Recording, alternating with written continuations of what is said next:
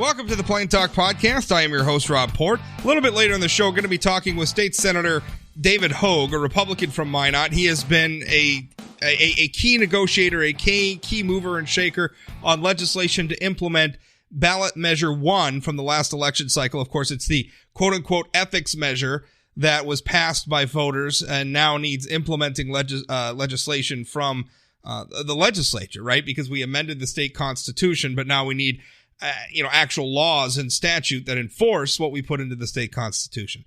You'll hear him talk about that. There's some complaints that, they're leaving loopholes in the law. I think what Senator Hogue and I reach, the conclusion that we reach is essentially that,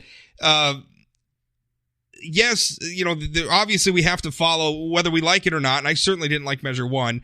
It is law. It is in the state constitution now, and the legislature has to follow it. On the flip side of the coin, however, there are other constitutional provisions we have to consider that protect things like free speech, that protect things like political activity. So, it's a little bit of a balancing act. But I want for a moment to talk about another policy debate that the legislature has been having, and in fact has passed and put on the ballot for the next cycle, which is reform to the initiated measure process itself. And Senator Hogue, by the way, introduced legislation, an amendment to the state constitution. And essentially what it would do is it would allow, if voters approve it, right? Because all amendments to our constitution have to be approved by the voters one way or the other.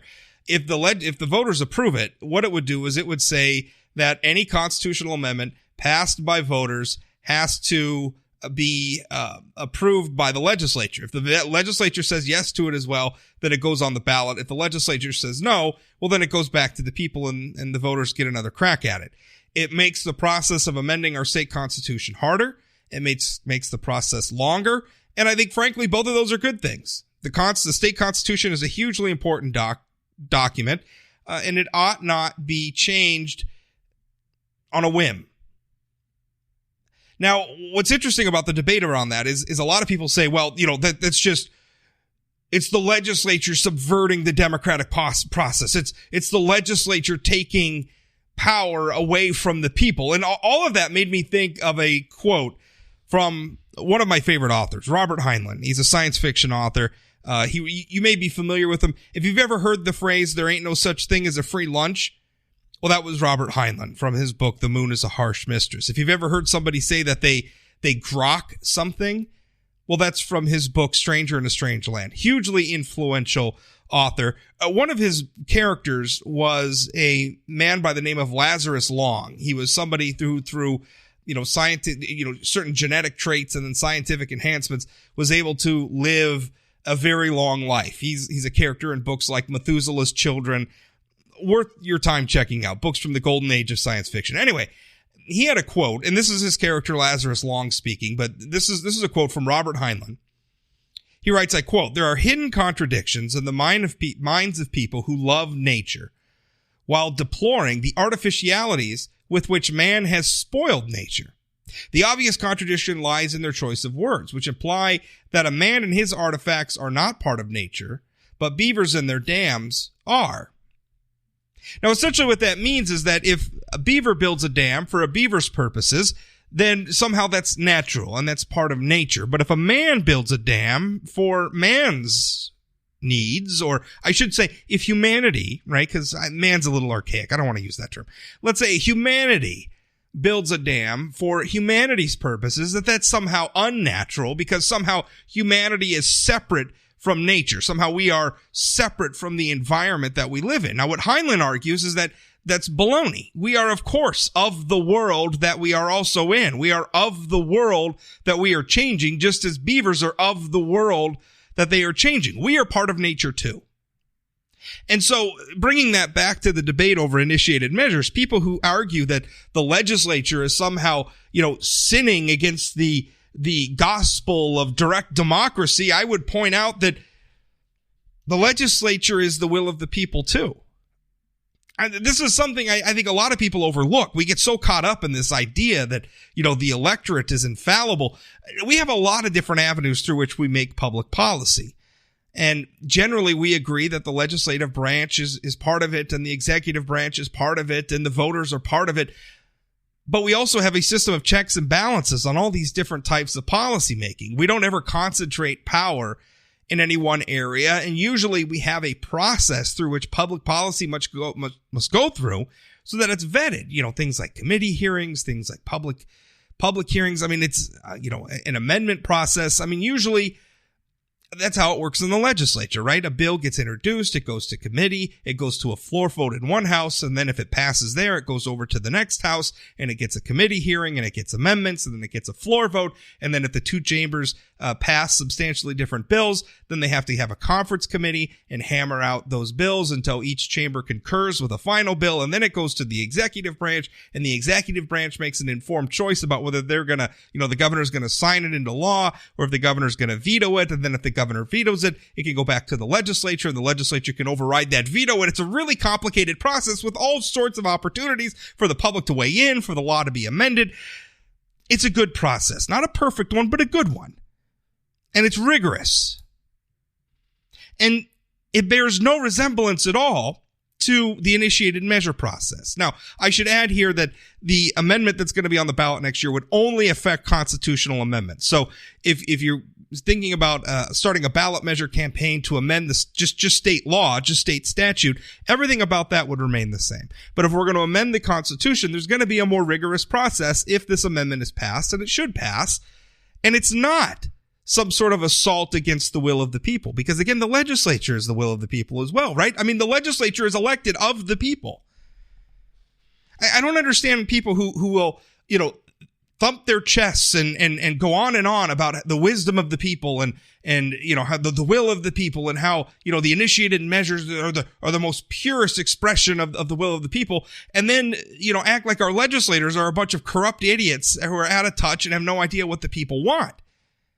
I mean, essentially what you're arguing is that voters are somehow super tuned in and intelligent and not at all apathetic or prone to whimsy when it comes to evaluating complicated pieces of policy, complicated initiated measures that could amend our state constitution. The voters are fine there, but somehow they're a bunch of distracted, apathetic idiots when it comes to electing our legislators. You realize that these issues are all on the same ballot, right? When you go and vote, you're voting for not just for ballot measures, you're voting for lawmakers too. It's the same electorate. It's the same people. That's the mistake we make. In the same way that we make the mistake of assuming that somehow humanity is not part of nature, we make the mistake of assuming that the legislature is somehow not a reflection of the will of the people. We are choosing the people who are in the legislature. That's our choice. And oh, by the way, most of the people from the legislature, when they decide to run for re-election, most of them get re-elected. So this idea that the legislature is doing some horrible job, I mean, okay, if that's true, then why don't the voters do something about it? Why don't they elect different people? Why don't different people run for office? And I think the answer for that is the legislature is not actually doing that bad of a job. I think it's just fashionable in some circles for, reasons that maybe have to do with partisanship or reasons just having to do with people not really understanding the process, which by the way is interesting. I like hearing from people weigh in on the legislature and what a bunch of idiots the legislature is. The next time you hear somebody doing that, ask them who their lawmakers are. You think they know? I'm telling you, more times than not, they probably don't. Which maybe tells you everything you need to know about how tuned in those people really are.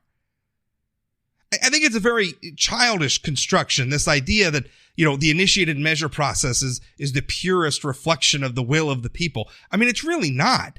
The people make mistakes. It's really kind of playing Russian roulette. I mean, you have groups come in and they get a bunch of money and they pay a bunch of signature collectors and they put an issue on a ballot and then they bombard us with TV ads and radio ads and social media messaging and everything else, hoping that their issue will win out. And there's few checks and balances in that process. There's absolutely nothing in the way of holding committee hearings or public hearings or allowing the public to weigh in on how, these proposals are written. I mean, they just show up on our ballots, right? You and I don't get a chance to attend a hearing. There's no amendment process. Other ideas can't be incorporated. They're just put on the ballot for a straight up or down vote. And the whole thing really kind of depends. I mean, it's almost like we're deciding what the law is going to be based on which TV ad the majority of citizens saw about a given ballot measure. I mean, that's really where we're at. And I realize that's maybe kind of a cynical way of looking at it, but I'll tell you, the American public is asked to do a lot. When we go to the ballot box, I mean, we're asked to make decisions about presidents and senators and congressmen and statewide executive office holders, governors and the insurance commissioner and the tax commissioner and all those people, and then legislators, and then local leaders like mayors and city council and county commissioners, and then judges, and on down the list. And then we're asked to also know about all the nuances of very complicated. I mean, Marsy's Law remember that from a couple cycles ago? Marsy's Law, which was also put in our state constitution, was a hugely complicated piece of public policy. And the only vetting it got was during a campaign cycle. Measure 1, last cycle, the ethics measure, was a hugely complicated piece of policy. How many people really do you think paid attention to it? An election that, in a lot of ways, was overshadowed by that U.S. Senate race between Kevin Cramer and Heidi Heitkamp. I mean, how many people do you think really paid attention? Not as many as I think either you or I would like. So I've made it clear. I do not like the initiated measure process. I do not like direct democracy in general. I think it's a poor way to make public policy. But I also realize that that's a minority point of view. So if we're going to have it, and we are going to insist on passing complicated pieces of policy like Measure 1 or Marsy's Law or what have you at the ballot box, then the process needs to be more rigorous, particularly when it comes to amending the state constitution. It ought to be more than just an up or down vote. It ought to be more than just a 50+1 majority. Subjecting it to legislative scrutiny as well is just fine. There's nothing wrong with it. That's not wresting. That's not some sin against democracy. That's not overriding the will of the people. That's providing for a more rigorous, more thorough process for vetting public policy before it becomes a part of the most important legal document in our state, second only to the U.S. Constitution. My interview with Senator David Hogue up next.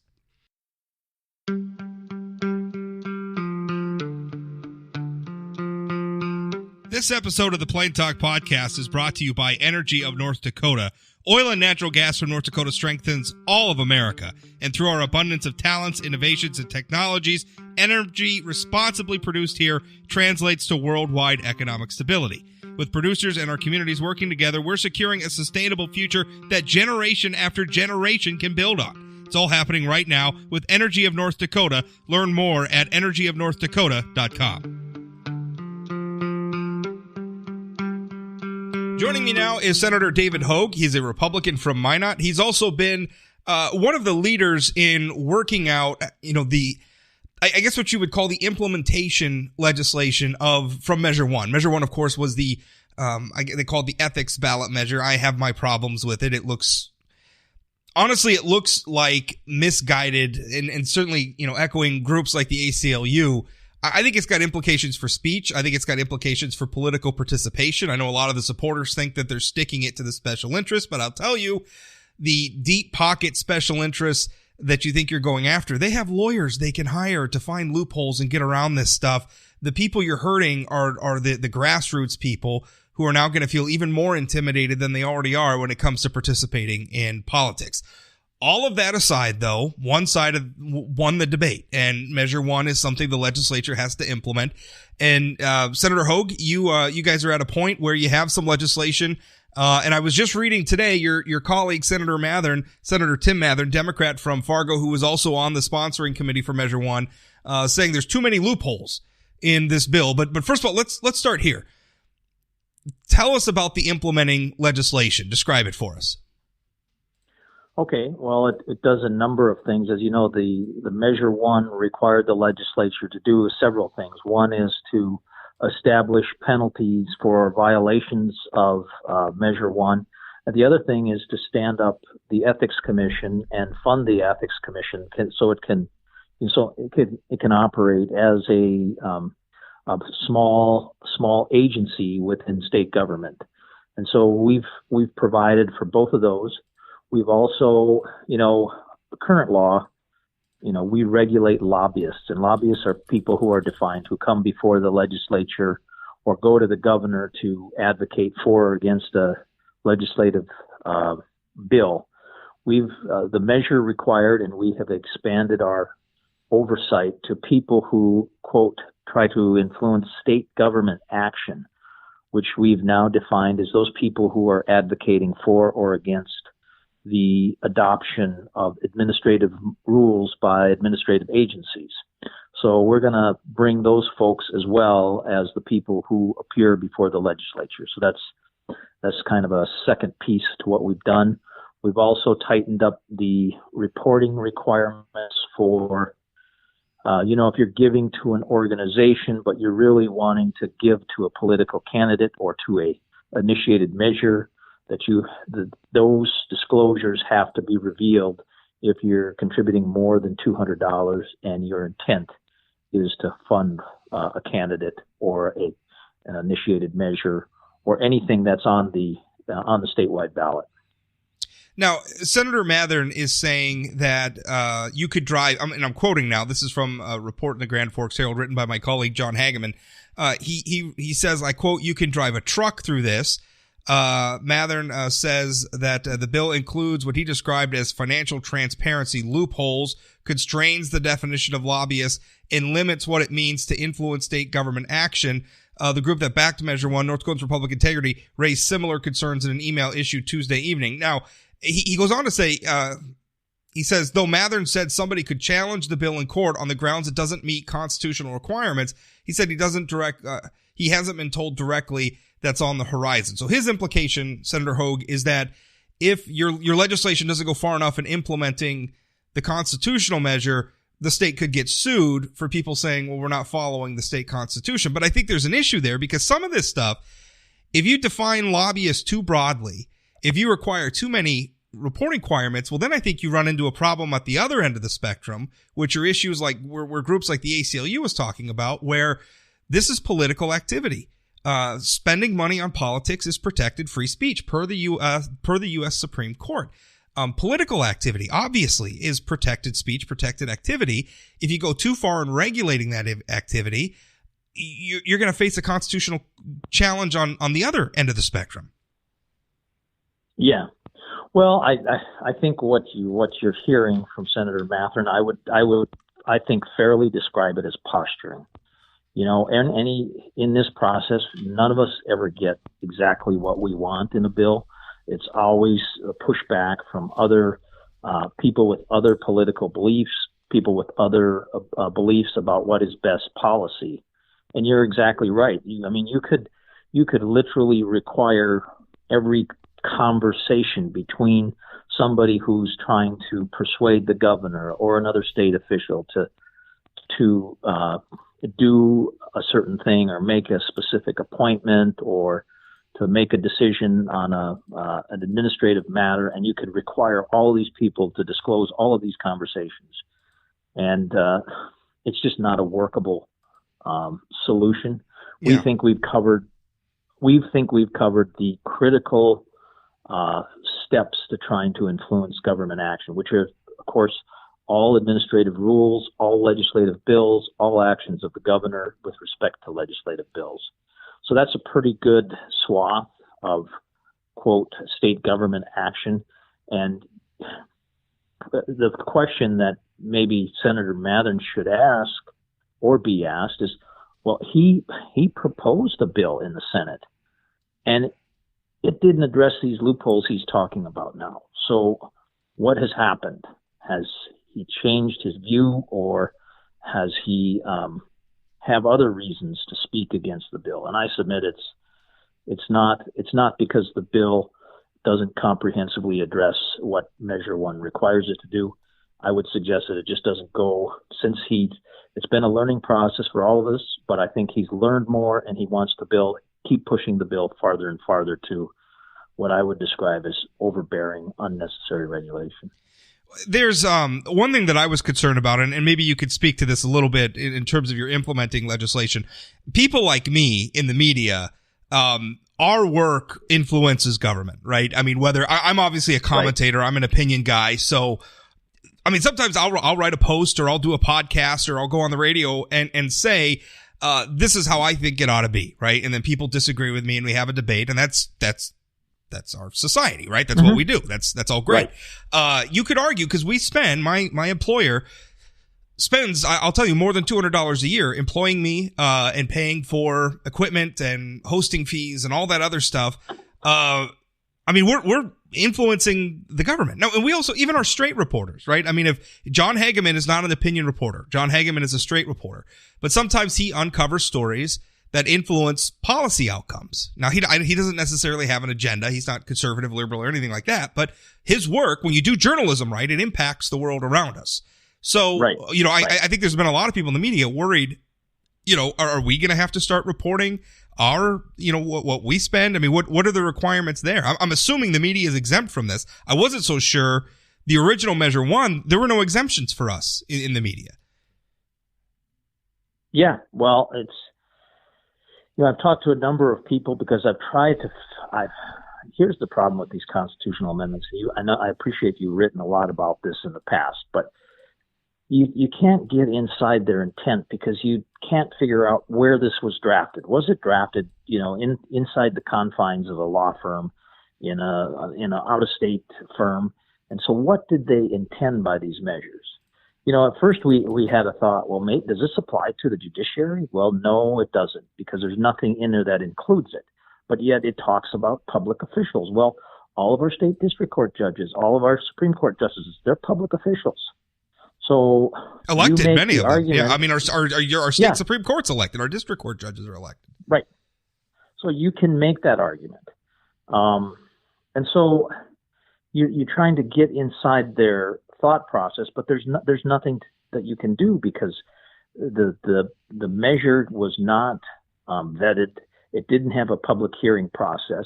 It didn't have proponents who proposed amendments to it based on concerns of stakeholders. So we again are forced to sort of speculate about what was intended by this measure. And the media is another potentially affected group of stakeholders. Well, clearly they can influence state government action. And the question is, all right, well, obviously we don't want to cover them because we have a First Amendment in our U.S. Constitution, and we also have a free speech amendment in the North Dakota Constitution that says the media is able to operate unfettered by rules about, lobbying or being told what they can cover and what they can't. So it's just another good example of why it's, generally a bad idea to put these measures in the Constitution where we're not able to clarify them. Another good example is this prohibition in Measure 1 that talks about that the lobbyist is unable to deliver a political contribution. Well, in North Dakota, we don't know what the point of that is. I mean, in many of the organizations that want to support candidates and have the right to do so, it's a simple matter of handing over a check at an event or a fundraiser, and so now they can't do that, and we don't understand what evil is to be avoided by having the lobbyist physically deliver a contribution that lobbyist organization wants to make to a contribution that would still fall under transparency and reporting laws that predated Measure 1. I mean, a lobbyist, right, if a lobbyist gives a candidate a donation, that candidate has to report it in the same manner any other donation would be reported. I mean, listen, I don't want to pretend like I thought our laws were perfect before Measure 1. On the transparency side specifically, I'm very much a disclose, don't restrict person. I think people should generally be able to do what they want, but it should all be disclosed as far as political giving and all that. So I feel like we could have done more frequent reporting. I think we ought to get rid of the $200 threshold. We live in a digital era. I think a lot of those things were created because maybe back in the 70s when all the bookkeeping was done on paper, it was hard to make, frequent disclosures. It's as easy as uploading a spreadsheet now. So let's get serious about some better reporting. We can do it now, and it's not that much of a so if people want to have that debate, I'm with you. What I worry about though is that we've gotten so far, our system of government is designed where public officials are supposed to be influenced. Right? I mean, it's a government by the people. So we sort of constituted this idea, well, these evil lobbyists and these evil special interests, but evil special interests like teachers groups, right? I mean, the North Dakota United represents Right. North Dakota's teachers and North Dakota's public workers. They obviously have a say. I agree with them sometimes, disagree with them other times, but they have a say and they have an agenda and they have every right to pursue that. Farmers groups, right? Energy industry groups, entrepreneur groups, business groups. I mean, there's all sorts of different groups out there, and they all, I think we get so down in the weeds saying, oh, they're influencing. You're supposed to be influenced. I know that you're influenced all the time, Senator Hogue. You get emails from constituents, you get emails from groups, and it affects your decision making in the legislature, and it should. I don't understand what we're finding. I mean, we've, and this was my problem with Measure 1. They were so zealous about it that they've lumped in a large dollop of what I consider to be perfectly legitimate, activity in a democratic society. Yeah, well, the ethics bill itself is a perfect example of what you're talking about, because we had, I think we had 4 hearings, and every time we had a hearing, we could have had the formalistic, no, time for testimony is done, we're not going to take any further testimony or suggestions. But the hearings were well attended, and we took suggestions from state agency heads. We took suggestions from private individuals. We took suggestions that Senator Mathern received through some of the proponents. And in a series of those 4 hearings, we must have had close to 20 amendments that we considered and either voted up or down to accept or reject based on that public input. And all of those people, of course, were lobbying us, were trying to persuade us that what they were proposing was good policy. But I mean, that is the process. You have legislators drafting policy, and all the while they're listening to people who, again, have an opinion about that particular bill. And yeah, you're right. There's nothing wrong with that. That is our process, and it's the process we should have.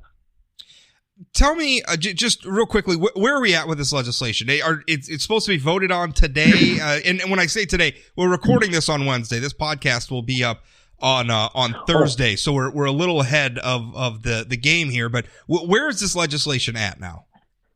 Okay, on Monday, House Bill 1521 will be voted on by the Senate. We put on some significant amendments to change it from what it came over to the Senate with. And it'll be immediately, if it passes, it'll be immediately messaged over to the House for them to either concur or non-concur. And we'll go into conference committee, if there's going to be a conference committee, no later than this Wednesday. Do you expect significant changes? I mean, obviously, this has been a lengthy process. I know both chambers have been involved in because it's a little bit unique. You guys are implementing a piece of policy that's already been approved by the voters. So it's not your typical sort of bill. I mean, is it your feeling that what the Senate has come up with these amendments, that this is going to fly in the House, that this is probably going to be it or close to it? It'll be close to it. I think I've spoken to a couple of the leaders in the House, and they're favorably inclined on it. That doesn't mean they will concur and accept the whole thing, but they recognize that it was done in the spirit of compromise between, the Senate majority and the Senate minority, and so they understand that we've made our good faith effort to try to implement what's in Article 14. And just last question. This was obviously implemented through the initiated measure process. You have also been very involved in reform efforts for the initiated measure process. In fact, a constitutional amendment that you introduced has been passed by the legislature, which would, it's not a new thing. We're actually taking the initiated measure process for constitutional amendments, not statutory changes, but constitutional amendments back to the way it was when the initiated measure process was first created around the turn of the last century. It essentially would give the legislature a chance to veto something that's a constitutional amendment that's approved by voters. So essentially, voters put it on the ballot. If they approve it, then the legislature gets to say yay or nay. If the legislature says yay, then it's law. If they say nay, well, then it goes back for another vote. Right. I think that gets, because a criticism you had of Measure 1 is it didn't go through hearings. We didn't have a debate. We didn't hash this out. And so it's hard when implementing it to parse. Well, what did we mean by this? What was the intent here? I think what your intent with this amendment that you've put on the ballot is, let's have a more rigorous process. let's have more checks and balances. Is that a fair description? Absolutely. Absolutely. I think our founders got it right. And, back then people weren't out paying people to gather signatures to put their measure on the ballot. And if you think about it, the constitutional amendment process that we have now is exactly what the out-of-state interests would prefer. They don't want their measure subject to any public scrutiny by people in North Dakota who will be subject to that constitutional amendment. They would simply like to have it approved as to form by the Secretary of State for circulation, and then they trot out some pithy slogan about, hey, this will stop corruption in government. Vote for this. And of course, we both know that that is not a way to amend the Constitution by this almost closed off process where we don't have any public input until the voters actually go to the polls in November and vote it up or down.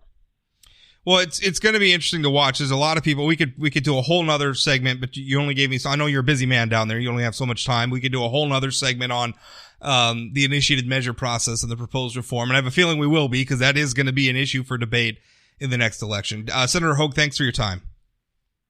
Thanks for the opportunity.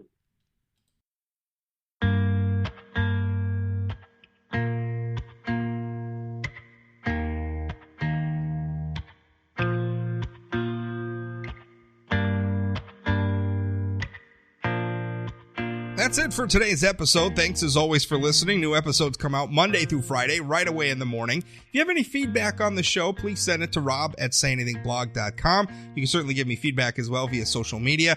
I'm on Facebook as Rob Port. I'm on Twitter @Rob Port. Say Anything Blog has a Facebook and Twitter account as well. That's the account to follow if you just want the political stuff, just the blog posts, just the podcast, just the columns. My personal profiles have, personal stuff as well. Also, if you're listening to this on a platform like iTunes or Apple Podcasts or Stitcher, where you're allowed to leave a rating or review, if you would do that for me, I would sure appreciate it. The more ratings and reviews we get, the better it is. That it makes it easier for people to find the podcast. It makes it more likely that these services will promote this podcast to other listeners who might be interested. So that helps out a lot. And of course, if you have any trouble at all subscribing to this podcast at any service, I would like to hear about it. First of all, to help you subscribe, but also, I don't want other people to be having problems as well. Obviously, I want as many people to be able to find this podcast as possible. So if you just send me a heads up, rob@sayanythingblog.com. I'd be happy to help you and grateful that you let me know about the issue. Thanks for listening. We'll talk again.